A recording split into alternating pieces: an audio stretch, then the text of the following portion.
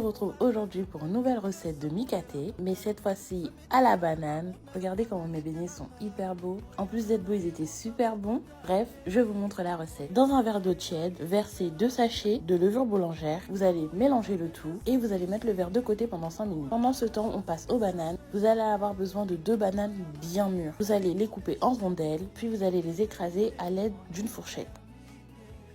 Une fois que vos bananes sont bien écrasées, mettez-les dans un grand saladier. Versez 2 sachets de sucre vanillé, 100 g de sucre, une pincée de sel, puis mélangez le tout à l'aide d'une cuillère.